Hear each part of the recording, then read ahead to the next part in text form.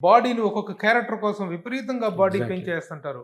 మళ్ళీ ఇంకొక క్యారెక్టర్ కోసం విపరీతంగా మేకోవర్ చేసేస్తుంటారు. ఈ మార్పులనేటువంటియి ఈ పెయిన్ మీద ఎలాంటి ప్రభావాన్ని చూపిస్తాయంటారు? చాలా ప్రభావం చూపుతాయి, కానీ తప్పదు వాళ్ళకి. హ్మ్. ఒకటి ఫిల్మ్ స్టార్స్‌కి, ఇంకోటి స్పోర్ట్స్ పర్సన్‌కి. ఇప్పుడు ఒక స్పోర్ట్స్ పర్సన్ ఉన్నాడు, విరాట్ కోహ్లీ తీసుకోండి. విరాట్ కోహ్లీ ఒక 16, 17లో కెరియర్ స్టార్ట్ చేసి ఉంటాడు. చిన్నప్పుడు ఆడుతున్నా కానీ ఇంటర్నేషనల్ ఎరాకి వచ్చి. ఆయన 35 కల్లా క్లోజ్ అయిపోతుంది. అంటే ఈ 35లో ఈ ఎన్ని సంవత్సరాలు అవుతుందో మ్యాక్సిమం వాడేస్తారు వాళ్ళ జాయింట్స్.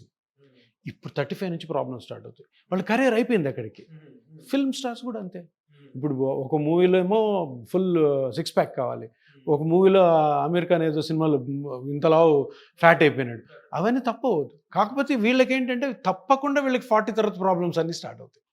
40 తర్వాత చాలా స్టార్ట్ అవుతాయి. ఎందుకంటే వాడాల్సిన ఏ జాయింట్స్ మొత్తం వాళ్ళు 35, 40లో వాడేసి ఉంటారు.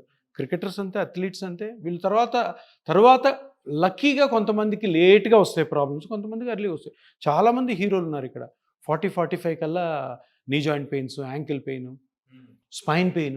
మీకు అలాంటి వాళ్ళు ఫిల్మ్ చాలా మంది వచ్చారు. స్పోర్ట్స్ పర్సన్ చాలా మంది వచ్చారు. Sports person, film stars. ఇప్పుడు యాక్టివ్గా ఉన్న 2-3 టాప్ హీరోస్ కూడాను షోల్డర్ సరిగ్గా ఎత్తలేకపోయిన పరిస్థితులు ఉన్నారు. ఏమంటే సార్ జిమ్ సార్ మాకు వాడు 75 కేజీలు ఎత్తిస్తాడంట. హెల్త్ వైజ్ చూస్తే డేంజరస్, వాళ్ళ ప్రొఫెషన్ వైజ్ చూస్తే తప్పదు.